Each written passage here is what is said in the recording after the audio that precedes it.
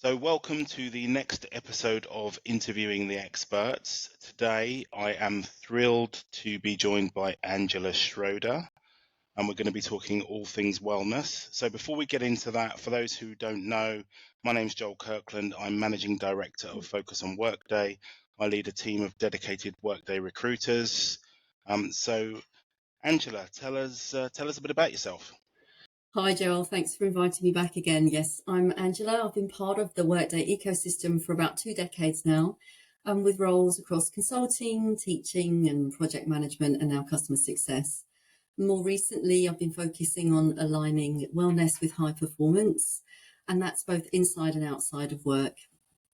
I'm also a yoga and meditation teacher. I've been a practitioner of Ayurveda and reflexology for 20 years. And I serve as a trustee for a charity called Limb Power, which helps and supports people with limb difference. So my journey into wellness came from seeing firsthand how the pressure of like tech roles and the roles that I've been in for a couple of decades, how that's impacted on not just performance, but also how it affects the body physically. And so the person behind the role itself is what's important to me, not actually the role itself. And so that became really my purpose from place to place where I've worked over the years, more predominantly probably in the early 2000s, a law firm that I was working at. And that's when I really got passionate about this. And then it's been quite the journey since then that brings me to today with you. Amazing. All right, so I'm just going to set the scene because it's not our first rodeo. So it's the second time that we've discussed this topic, and it feels to me like it's super pertinent right now.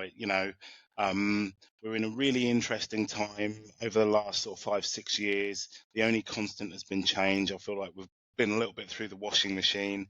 At the moment, it seems like there's all sorts going on, both in the wider world and also in our day jobs.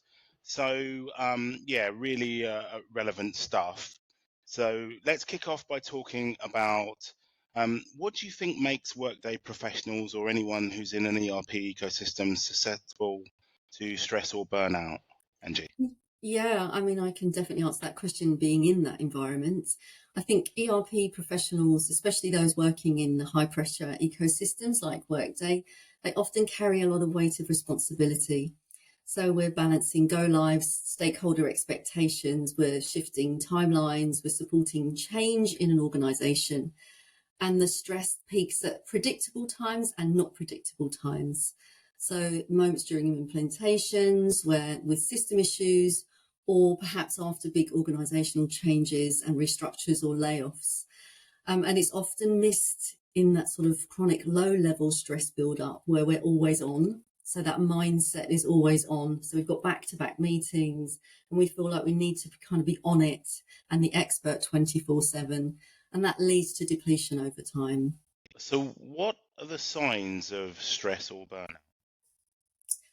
I think sometimes when you're a professional and you're used to high levels of stress all of the time, it gets harder to notice that burnout. And what I would say, it's the subtle signs are harder to spot and others are more obvious. So things like fatigue that doesn't lift, things like brain fog, emotional reactivity, feeling overwhelmed, cynicism can kick in, or even physical symptoms like tension headaches, aches and pains in the body, back pain, hip pain, and a lot of digestive issues, things like IBS, irritable bowel syndrome. Those things are often the hidden, more subtle things that are going on when your body is undergoing stress. Neck pain, of course, the obvious ones. And when people start withdrawing or missing deadlines, losing motivation, as a leader, as a manager, you'll think, okay, what's happened to this person? They're always a high performer. It's not laziness. It's a signal. It's a signal there's something else going on, right? And on teams, when the collaboration sometimes starts to dip, or there's a rising conflict or disagreements that you're like, oh God, what's going on? That's often the result of unseen mental strain. Understood. So why is wellness so important to high performance or to facilitate high performance? Well, because we have to be well on the inside, right? It's an inside job. And so I think wellness isn't about just being relaxed all of the time. It's about having the capacity to meet challenges without being overwhelmed. So when we're mentally and emotionally well, we're more present, we're more resilient and capable of having those difficult conversations, innovating and leading with clarity. And I often say, you can't pour from an empty cup, right? You know, everybody knows that one. And in our work, when the pressure hits it's the people that have done the work, that have the resilience, they've done the work in advance. They've kind of learnt a way to cope and to be a high performer. And that will still bring their best. Then they can bring their best when they've learnt those techniques. Certainly the experiences that I've had over time of not having done the work and then being totally overwhelmed and going through this process is why I'm sitting here today, right? So back in the 1990s, I'm showing my age now, when this was my journey to begin with, you know, I was traveling 6 hours a day. I was living in Shortlands and working in Reading. I was at PeopleSoft at the time, and certainly that travel aspect kicked in. So it's important that wellness and high performance are linked together for employers. It's not a soft and fluffy. It is actually a necessary requirement for us all to have that to hand, and for it not to be just a checkbox exercise. Got it. So what can companies do to provide wellness support or wellness programs? Well, yeah, along the lines of what I've just really started to say. So it starts with shifting the mindset, Joel. You know, we've been talking about this on and off over the years, various different stages. So when we have to shift our own mindset into being a different way because we've been under stress, and we've found that we find techniques of our own. And so why it's important for employers and those like Workday is that it is a high pressure job, right? Whatever the role that it is that you're doing, there's always going to be a time pressure. And so starts with the mindset shifting. And then, as I said before, the wellness, it isn't a checkbox, tick box or fluffy perk. It's actually a strategic decision to make as an employer. And I stress that word strategic, or being a CSM, you know, that's the word that's top of mind for us all of the time. But it really is that strategic decision to be compassionate and take care of your teams. It's about creating that environment where everyone and high performance can coexist in a place where well-being is also valued. And that means embedding wellness into the culture. And it's not just seen as offering classes or apps or yoga classes or breathing classes or apps. It is about leadership buy-in. So really encouraging our stakeholders to get on board and be our advocates. And that's certainly where we've begun at Workday and where the journey is leading us into. And the effects of having tried some of these things and talks and wellness talks give people ideas. And so their mind shifts then start to switch into a new way of thinking. And then making practices accessible and inclusive. And most importantly, it's not mandatory, you know, it's an invitation. So everybody does their own thing, right? What works for me might not work for you. And whatever you find might not work forever either. You've also got to keep changing it up and be aware of your body and feel into your body. So a lot of the practices that we do are what we call embodiment practices. So we've got experts that come in, as you know, you've met one of them already. And the wellness aspect of this is kind of having a tenfold effect. So the more that we're kind of offering, the more folks come along, and we've started to almost be the influencers of others getting to know what works for them. Okay, sounds awesome. It's good. So that's on a company level. What about on an individual level? So how can people, or what can people do to protect themselves from stress or burnout? Wow, there's so many things to do. And I think what is key is that you do something every day, right? So it's that accumulative effect of picking something and sticking with it and having a plan. I'm rolling my eyes here because my partner says to me, gosh, you know, sometimes you don't stick to your plan. Sticking to the plan is the hardest thing. And sometimes maybe just having something really simple, if the plan isn't working, pick one thing. If you have a plan, there's too much on the plan, bring it back. So I would start with breath work. Some people call it meditation. If you're a practitioner of these things, there's particular words that you might hear like pranayama breath, but I would just call it breathing, a breathing practice in the morning. And that's a counted practice. When you start with 3 minutes. You might inhale for a count of 4, hold for 4, exhale for a count of 4, and hold for 4. So that's the square breathing. That's quite, an obvious one, and it's quite common out there for people to know. There's a breath practice that I would do to calm the emotional breath, and that would be to inhale for a count of 4 and hold for 8, and then exhale for 8. Or you might inhale for a count of 4 and exhale for a count of 8. And you would again start with 3 minutes and build it up to however long you have really in your day. Ideally around 20 minutes is a good time. If you're sitting on the floor, the body can start to get pins and needles around that time, but simply start with something. So start with conscious breath. And then those micro pauses in the day where you just think, oh gosh, it's one of those days, I've got so much going on, I've got my thoughts are going all over the place. Just take 2 minutes in between meetings, stand up, stretch your arms above your head, stretch to the sides, interlace your hands behind the back. You can hear my shoulders clicking, so that really helps to elongate the spine. And then also, and something maybe that's not so relevant during the day is journaling. So they call it like name it to tame it. That's actually something that I've seen online recently. Cool. Not sure if I really like that slogan, but it kind of, it's like, okay, well, it's memorable. Why do I feel like this? Yeah. And maybe I don't know why I feel like this. So I'm going to write it down. So, and then actually you can look at the end of the week. Oh, actually what happened when I felt like that? And you can go back and have a look. So that journaling and acknowledging how you're feeling can also show you where your nervous system is having those moments when you're feeling under pressure. But they're tiny shifts, they're not intensive, big time out of your day.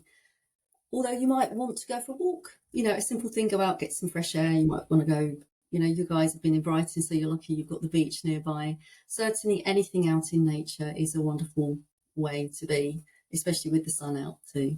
Absolutely. Okay, so I'm intrigued to hear a bit more about your own schedule and routine then, Angie. So how do you cope? Oh, well, it has changed a lot over time. So it started with not having a coping mechanism and having some of those symptoms, and then learning, oh my God, there must be a better way. So my journey started with sort of a serious yoga practice, and I learned to meditate. And that takes some time to do. So I've committed a lot of my life to doing this. As I said, it was 20 years ago now that I had irritable bowel syndrome. Again, I was at a busy law firm, very tight deadlines, lots of travel going on. And I found a practice called reflexology helped me. So reflexology is a treatment through the feet and the hands that helped to calm my body and my nervous system, and all the symptoms went away. And I got really intrigued, and I decided to learn this myself. So I've been on the board of the British Reflexology now for 20 years. And so that's something that I'll have regularly. So my practice is that I will also go to see somebody to help me. So I'll have those regular check-ins to keep me balanced. And it's an Eastern method. It's about proactive health. So everything that I do is along the lines of, okay, well, let's not get to the point of failure. Let's actually do something proactive before we get there. So less firefighting and more proactive ways of being. So other than going to see a practitioner and having a treatment of some sort, of course, that might not be reflexology for someone else. It might be acupuncture. It might be going and learning a martial art, for example, or learning to meditate. I'll get up, I'll sit down for, even if it's just 10 minutes, if I've got to catch a train, I'll sit down and I'll breathe. If I don't have time in the mornings to do that, say I'm walking to the station, I'll be more mindful of what I'm doing. So, awareness of what you're holding, your steering wheel, or you're walking along, you're aware of your feet. Those are called mindfulness practices. And then I'll write down what I'm doing in the day so that I know what's coming up during the day. I would then generally do something at lunchtime, either go out and get some fresh air. If I'm in the office, if I'm at home, I might do some other breath work. It's called Kriya. So this is where we move around and make sounds. And over the course of time, I've demonstrated this at some of the ecosystem partners that I've been at. The Essential crew will vouch for this for me. I've had them doing all sorts of things and making all sorts of wonderful, crazy sounds. In an open plan office, that was quite interesting. So if you're going to plan these events, maybe if it's a busy office, you plan a place where you can actually be quiet somewhere else or not disturb anyone. And so the wellness programs have actually sort of grown out of my own practice. So breath in the morning, some movement, outdoor time, sunlight. The circadian rhythms are really important. That sunlight, making sure we don't have too much blue light from the screen, getting to bed at an early time, drinking lots of water. As I said, I'm an Ayurvedic practitioner. What does that mean? That's the sister science of yoga. And I've gone in to study the nutritional aspect of how we're made up. It goes hand in hand with yoga, and it looks at us as a whole. So our environment, how we physically shape up, the shape of us, what type of pulse we have, how our memory works, and it's more than just what you see on the surface. So it's looking at somebody at a deeper level. So because I have this knowledge, how does that show up in my day? Well, often it doesn't, because at Workday, I'm not there to be a practitioner, but I'll know that when I'm home in the evening, or I get up in the morning, that's when I'll do those things, those daily habits. They're called dinacharya. And at the moment, I'm doing some HIIT training. So it's not just it's not just about the relaxed things. Training in the morning is really good. So it gets you up and going. Around 7:30 a.m., the cortisol levels in the body are at their highest, which means often we'll wake up, and if we've got a lot going on, that's when we'll feel particularly stressed. It's because our bodies are actually forcing us to get up, because it's a healthy thing to do, to get up. So not enough stress makes us not want to get up, and too much stress makes us not want to get up, because it's the moment the thoughts switch in. I don't know if you've ever not set your alarm and woken up, and actually you're really relaxed in the morning until those thoughts are kicking. Oh, what have I got to do today? There's so much going on in my life today. And then all of those ping pong thoughts, negative, positive, kick in. So that is why the morning practices are a good thing, because you get the circulation moving, you get out of your head and into your body. And that really is the key, is to distract your thoughts with something. Absolutely. I concur wholeheartedly. How about you, Joel? What's your morning routine? Well. So I think I learned quite a lot of stuff from you, actually, and I'll talk a bit about that. I'm much more conscious of my breathing. So the backstory to this is around COVID, I effectively tore up and rebuilt my whole routine, and it starts in the morning. But it actually starts with going to bed early, but then it starts with the ability to get up at between 5 and half 5 every day, regardless of whether it's a weekend or weekday, and depending on what I'm doing. So depending on where I'm going, if I'm traveling or if I'm in the office, I'll either do a HIIT workout or go to the gym. Mm-hmm. And it's my favorite part of the day. After a HIIT workout, I go outside and I do stretching, and I spend about 10 minutes just in the fresh air. It cools me down, it calms me down. I listen to the birds, and that's when I focus on my breathing, and I use that period to just reflect. So I try and be grateful just for the day. And what I've found is it enables me to not carry more stress, but it keeps me calmer for longer, effectively. So you know what it's like. Things are coming at you all day, different things. You're having to be nimble. You're having to react to different situations. Lots of different emotions are hitting you. And working out in the morning and then focusing on my breath and having that nice calming start to the day enables me to sort of push through the day without getting what I call triggered. My coping mechanism, if I do get triggered or if it's just a bit overwhelming during the day, is actually to go for a walk, like what you said. I think typically a 10-minute power walk will allow me to reset. When I go to the gym, I will sit in the sauna and breathe. So this is some of the stuff that you've taught me. So I'll sit there and I'll really focus on my breath. and extending my breath and holding my breath for extended periods of time, and really, and that 20 minutes in the sauna goes really, really quickly. And when I come out, I find myself just so chilled, so calm. It's really quite therapeutic. So that's kind of my routine. I do it every day, and then I just make sure I drink lots of water, drink lots of coffee as well, but I find that calming, and go to bed as early as possible. I've found that I'm more open-minded. I cope with change much better. I'm much more, what's the word? I'm much more, not happier, but I'm much more mindful of all the good things. So I think before I had this routine, I used to obsess about the not so good. I was pretty chilled and pretty happy-go-lucky, but if certain things were happening, I'd obsess about them. And this process allows me to obsess about the good stuff. So I focus really hard on my mindset about, looking at all the positive, even if something's maybe not so positive or a bit more challenging. I'll task myself with thinking of all the potential positive things that could bring, whether it's learning, whether it's growth, whether it's the ability to resolve problems, whatever it is. So yeah, this is something I've really leaned into actually, which is why this topic is so close to my heart. Is to take a step back. We deal with a lot of stuff, kids, work, all sorts of things going on externally, news, or not always good news. So I just think that this routine for me personally enables me to kind of present my best self every day. Yeah, brilliant, Joel. Yeah, we've just had a talk about something called the clarity compass, where you can directionally lead your thoughts. But it's being aware of, are your thoughts about something that's happened, something that's about to happen, or making one decision, making another decision. So there's a lot more to it than obviously this example, but where we decide to take the thoughts once they've started, is part of the game really in helping us to keep positive.